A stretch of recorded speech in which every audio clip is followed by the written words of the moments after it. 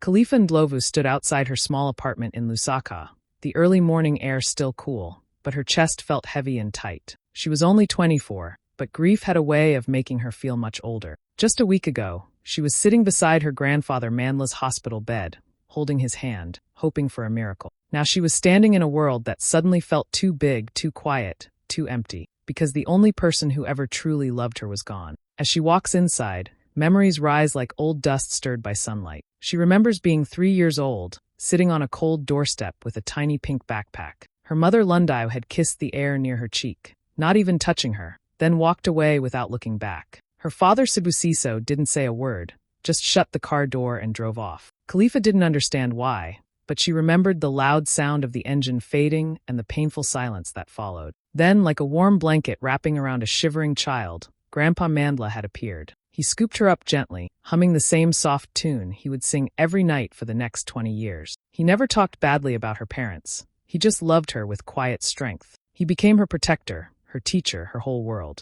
Now the house feels different without him. Every chair, every photo frame, every corner carries his touch. And as Khalifa sits on the edge of her bed, wiping silent tears, she whispers to herself, almost like a promise.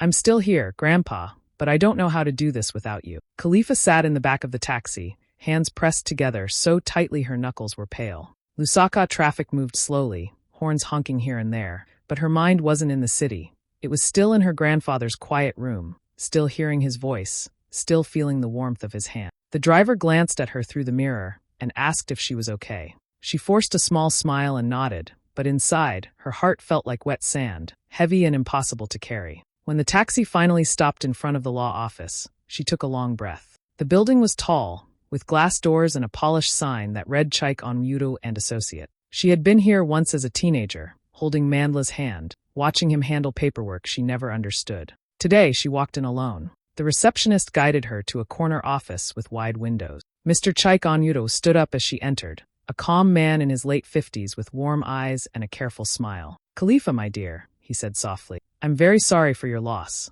Your grandfather was a remarkable man." She thanked him politely and sat down, expecting a long conversation about burial plans, trust accounts, and responsibilities she wasn't ready for. Her chest tightened again. She had no energy for complicated things. She just wanted to go home, cry, sleep, and maybe wake up to find this whole nightmare wasn't real. But then Chaik opened a brown folder, thick, sealed, and clearly important. "I know you're grieving," he said gently, "but there is something you need to hear." Khalifa nodded, gripping the ends of her skirt. He paused for a moment, almost as if preparing her for impact. Then he looked her directly in the eyes and said the words that froze the entire room. "Your grandfather left you his entire $3.5 million estate." For a full 5 seconds, Khalifa didn't breathe. She didn't blink. She just stared at him, thinking maybe she heard wrong. 3.5 million?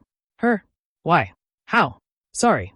I what?" she whispered. Chaik pushed the folder toward her. "Mandla instructed me to tell you this personally. You are the sole heir. Everything he owned, properties, land, savings, shares, they all legally belong to you now." Her heart began pounding so loudly she heard it in her ears. She felt dizzy, like the room tilted. Her grandfather was never flashy. He lived simply, wore old sweaters, repaired his own shoes. She never imagined he had that kind of money. She covered her mouth with her hand. "I didn't know, he never told me." Chaik nodded. "He wanted to protect you. He said you would understand when the time came." Tears filled her eyes, not from greed or excitement, but from pure heartbreak. Her grandfather had been planning her future long before she even knew how to plan her own. He had carried this secret quietly, just like he carried every burden of her life. As she stared at the papers, one thought echoed in her head over and over. Even after death, he's still taking care of me. And that realization broke her all over again. Word travels fast in Lusaka, especially when it's the kind of news people love to whisper. Khalifa hadn't even processed the lawyer's words properly when her phone started buzzing nonstop. Aunties she hadn't spoken to in years suddenly remembered her number. Cousins she didn't even like were sending voice notes filled with dramatic gasps and fake sympathy. Everyone wanted to check on her. Everyone wanted to talk about Grandpa's will. She muted her phone and tried to breathe. She wasn't ready for their noise, their curiosity, or their hidden agendas. She wanted silence, just one day of peace to think. But life never gives people like her a break. By evening, there was a loud knock on her door. Not a polite one, an aggressive, continuous pounding that echoed through the whole building. Khalifa already knew who it was. Something in her chest tightened, and for a second, she wished she could disappear. But instead, she stood up, wiped her face, and opened the door. There they were. The two people who gave her life but never gave her love. Lundayo and Sibusiso Ndlovu, her biological parents. They stood there dressed like they were visiting royalty. Lundayo in a bright wig and heavy perfume, Sibusiso in a shiny suit that screamed new money. Behind their fake smiles, Khalifa could almost smell the desperation. Kali Fa. Her mother sang her name like she was greeting a long-lost daughter she adored. She even opened her arms wide, eyes pretending to shine with tears. Before Khalifa could step back, Lundayo rushed forward and hugged her dramatically, squeezing her so tight it felt like a trap.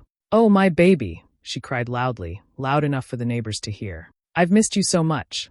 Khalifa didn't return the hug. She didn't move at all. Sibusiso joined in next, patting her back as if they were some happy family. "We came as soon as we heard the terrible news. Your grandfather, may his soul rest."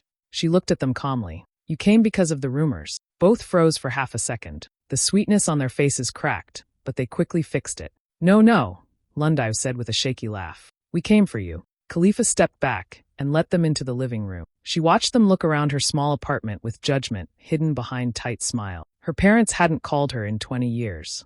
Not for her birthdays. Not when she graduated. Not when she was sick. Not even when she begged for answers as a child. They disappeared, built new lives, married other people, had other children, and left her behind without guilt. And now, suddenly, they wanted to act like caring parents?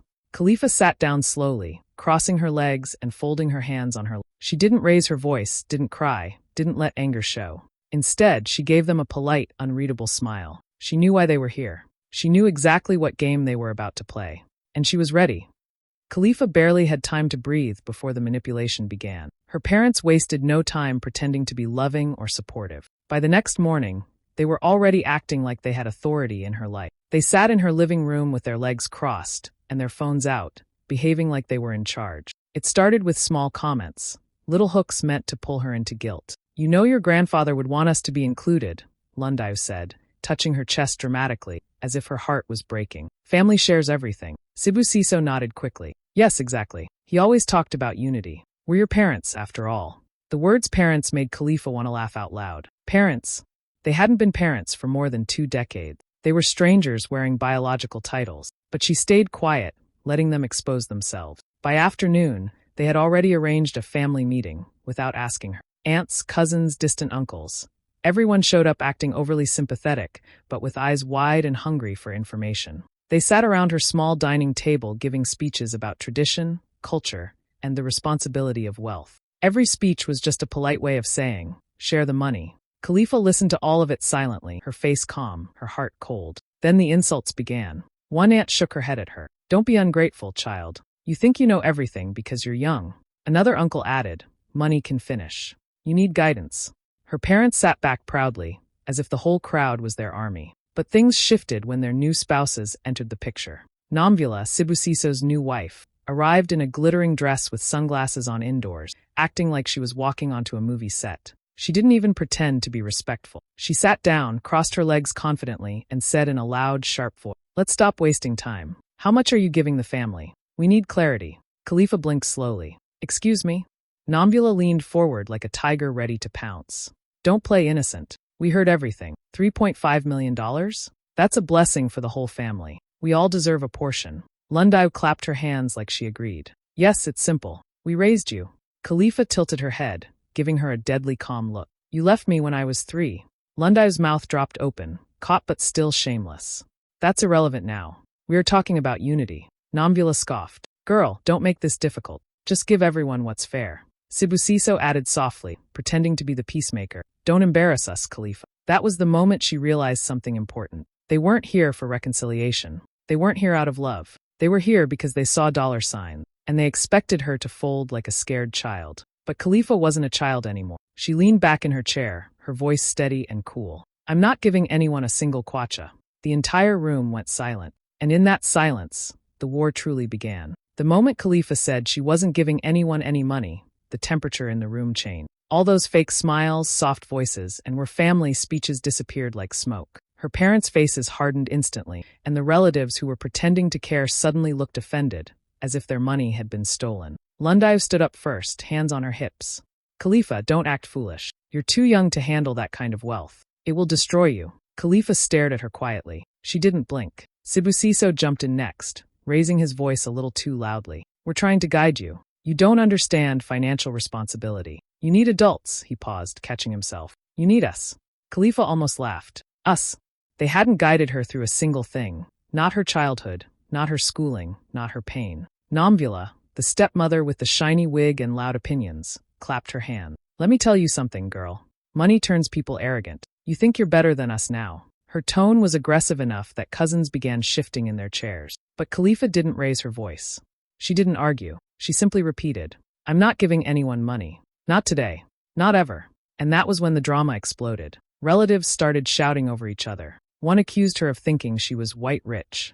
Another claimed Manla's spirit would curse her selfishness. Someone even suggested taking her to a pastor for deliverance from greed. It was chaos.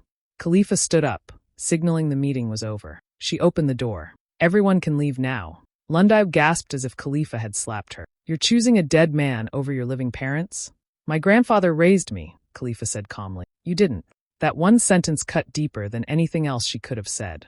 Lundive stormed out, wiping fake tears dramatically, while Sibusiso muttered threats under his breath. The room emptied, but the danger didn't. Within days, they escalated. First came the guilt calls. You'll regret this. You're being influenced by the wrong people. We're your blood. Then the threats. You're not mentally stable to handle millions. We will make sure the court appoints someone to manage your inheritance. You think money will protect you? But the final blow came when Khalifa received an official envelope at her doorstep. Inside was a court summons. Her parents, people who hadn't visited her in 2 decades, had filed a legal case against her. Their claim? Khalifa Ndlovu was not Mandla's rightful heir. They argued he was old, confused, pressured, and that the will was invalid. They even hinted that Mandla never truly cared for her, that she somehow manipulated him. Khalifa's hands shook as she read the papers. Not from fear, but from pure disbelief. They abandoned her, ignored her, pretended she didn't exist. And now, they wanted to erase her completely, just for money. But as she sat down, holding the papers to her chest, she remembered the one thing her grandfather always told her. Strength is quiet, my girl. Show them yours. And she promised herself right then she would. Lusaka High Court was packed the morning of the hearing. It felt less like a courtroom and more like a family circus. Relatives who hadn't visited Mandla in years suddenly appeared in their best outfits, whispering, gossiping, and pretending to be concerned. Some stared at Khalifa with pity, others with jealousy, and a few with open hostility. Everyone wanted to witness the drama. Everyone wanted to see who would win the inheritance battle. Khalifa walked in with her lawyer, her back straight, shoulders firm, but her heart pounding. She wore a simple black dress, nothing flashy, nothing expensive. She didn't want to look like someone who came to flaunt wealth. She came to defend the truth. Each step echoed through the hall, but she kept going, reminding herself that Mandla had never raised her to fear anyone. At the front of the courtroom sat her parents, acting like 2 saints who had been wronged. Lundi wore a white shawl, dabbing her eyes dramatically with a tissue that didn't have a single tear on it. Sibusiso sat next to her, shaking his head sadly, as if he were the victim of some great injustice. Their new spouses were there too, Namvula glaring like she wanted to bite someone, and Lundi's husband whispering instructions like a coach preparing players for a match. The judge hadn't even arrived yet, and the parents' lawyer was already acting confident. He walked around with an air of superiority, smiling smugly at Khalifa as if he already won. When the hearing finally began, the lawyer stood up and launched into a long, exaggerated speech. Your Honor, he said, voice booming across the courtroom. This young woman was barely cared for by the deceased. She lived a neglected childhood. My clients, the biological parents, are the rightful family members. It is unreasonable, even suspicious, that Mandla left her everything. Khalifa clenched her hands tightly in her lap. Her nails dug into her palms, but she didn't flinch. She kept her face calm, but inside her emotions burned like fire. Barely cared for? Neglected? This man was describing the exact opposite of her life. The lawyer continued, pacing dramatically. We believe the will was made under confusion or undue influence. Mr. Mandla was elderly, and the girl, Khalifa, had the opportunity to pressure him. Relatives in the back gasped loudly, loving the drama. Lundive nodded along, pretending to wipe tears. We just want what is fair, she said weakly. We are her parents. We were there for her. Khalifa almost choked at the lie. You were there? Where were you when she cried for them at age 4? Where were they when she graduated? Where were they during her sleepless nights, her hospital stays, her painful questions? Her lawyer touched her arm gently, reminding her to stay calm. So she sat there quietly, letting her parents and their lawyer spill every lie, every twisted story, every fake version of the past. Her eyes never left them. They wanted to erase Mandla's love. They wanted to erase her childhood. They wanted to erase the truth. But Khalifa was Manla's granddaughter, and she wasn't going to be erased.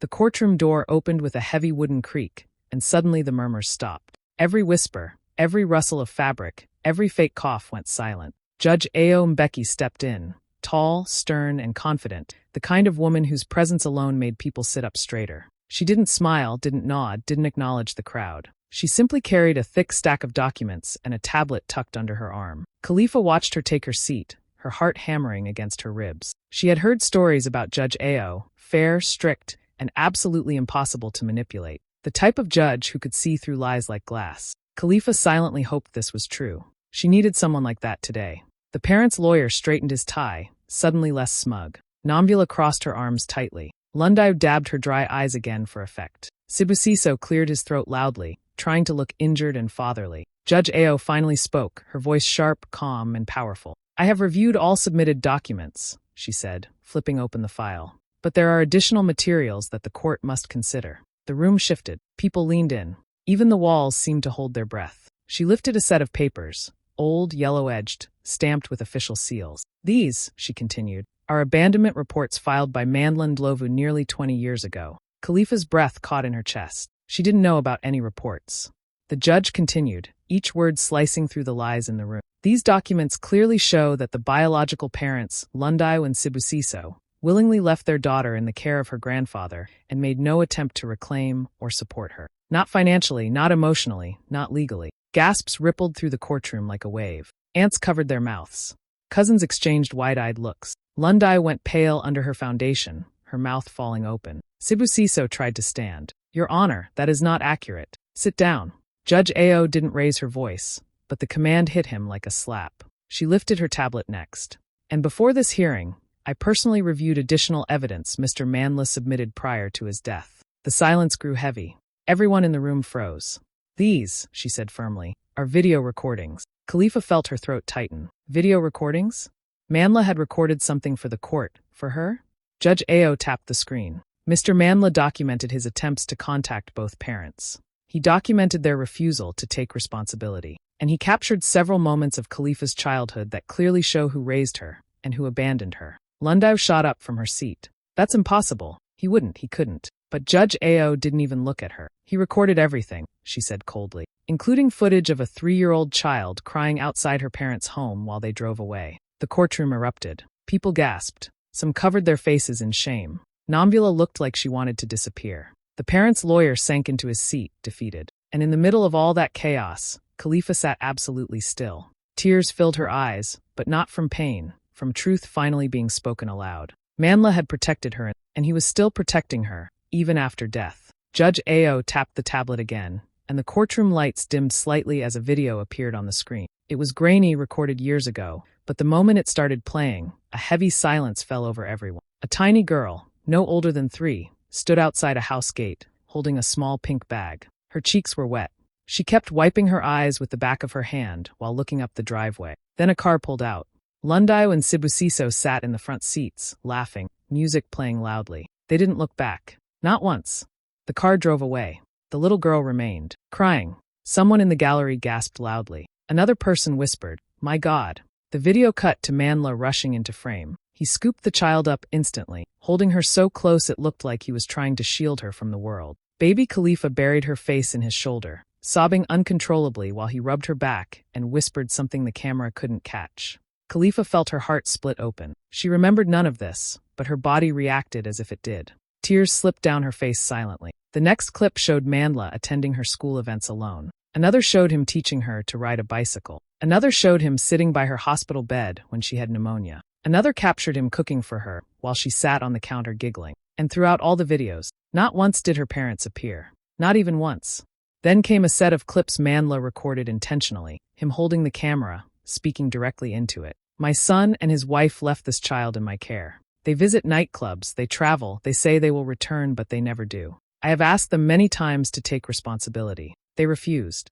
The courtroom buzzed with shock. People shook their heads.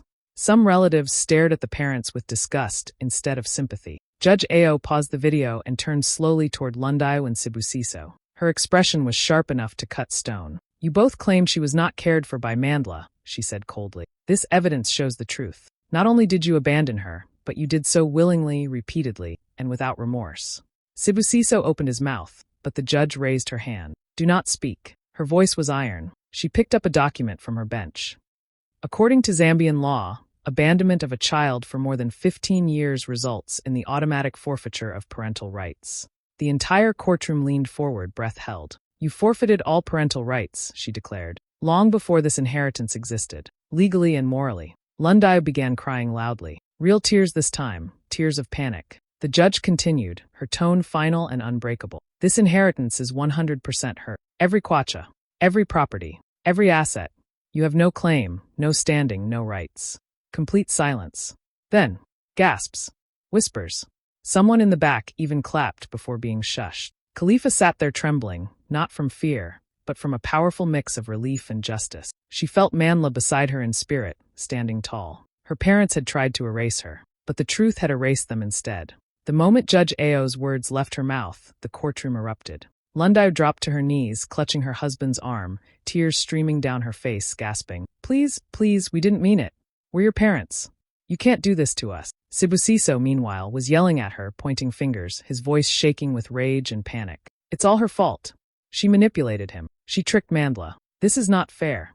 Namvula tried to pull Sibusiso up, screaming over him. You ruined everything. You let this happen. The relatives in the gallery whispered, some snickering quietly, others staring in shock. The courtroom, once tense and silent, had become chaotic, a storm of desperation and false cries. Khalifa watched all of it unfold like a slow-motion scene, her heart steady even as their voices cracked and echoed. The parents screamed, cried, and even blamed each other, their years of pretense now completely stripped away. It was pathetic. They had tried to act like they cared, like they were loving parents, like they deserved a share of her grandfather's estate. Now their act had collapsed entirely. Judge Ao slammed her gavel, and silence returned. Enough, she said sharply. The court has already ruled. There will be no appeals allowed based on fabricated claims and false accusations. She continued, reading from her notes. For wasting this court's time and attempting to manipulate the judicial process, Lundayo Ndlovu and Sibusiso Ndlovu are hereby fined. Furthermore, they are ordered to cover all legal fees incurred by the plaintiff, Khalifa Ndlovu. The words hit them like a thunderclap. Sibusiso sank to the floor, hands over his face. Lundayo wailed loudly, collapsing beside him. Namvula shrieked, "This is injustice." But even she looked smaller now, powerless in the face of truth and authority. Khalifa didn't move. She didn't shout, she didn't cry. She simply stood and adjusted her bag over her shoulder. Her chest felt light, her heart finally free from years of tension. This was the end. Their screams, their lies, their desperate attempts to take what was never there. It didn't matter anymore. As she walked out of the courtroom, she felt every head turned toward her, every whisper follow her steps. Some eyes were wide with shock. Some were filled with admiration. Some perhaps with envy. She ignored the loud cries of her parents behind her, the stomping of Namvula's heels, the bitter accusations flying across the polished floor. Step by step, Khalifa left the room and stepped into the sunlight outside. For the first time in her life, she felt completely in control. Her grandfather had left her more than money. He had left her strength, protection, and the power to stand tall even against those who abandoned her. As the Lusaka breeze brushed her face, she whispered quietly to herself, a soft, victorious promise. This is my life, my inheritance, my freedom. And with that, she walked forward, leaving the screams and lies behind, unshaken, unbroken, unstoppable. Khalifa walked through the gates of her new home in Livingstone, the warm sun painting golden streaks across the walls. For the first time in her life, she felt truly safe and at peace. The house wasn't just a building. It was a symbol of everything her grandfather had protected for her: love, hard work, and freedom. She ran her fingers along the wooden fence and smiled, imagining all the memories she would create here. Before moving in completely, she made sure to honor Manla's legacy. A large part of her inheritance went straight into a scholarship fund in his name, helping girls from rural areas pursue education and technology. She remembered the way he had encouraged her to dream, even when life felt unfair. Now, she could give other children the same hope, the same chance to rise above their circumstance. Next, she opened a small youth tech hub in the heart of Livingstone. The hub was a place for kids and young adults to learn coding, digital skills, and entrepreneurship. Khalifa spent hours there, mentoring, teaching, and laughing with the next generation. Each time a child cracked a problem or built something new, she felt Manla's presence, as if he were quietly cheering from behind her. Healing wasn't instant, and Khalifa had her quiet moments of grief and reflection. But every decision she made, from giving back to creating opportunities, helped her grow stronger, more confident, and more alive. Standing on the balcony one evening, watching the Zambezi River glint in the fading light, Khalifa whispered to herself, her voice full of gratitude and triumph. "He didn't leave me money, he left me freedom." And in that freedom, she felt ready for everything life would bring, carrying Manla's love and guidance in every step she took.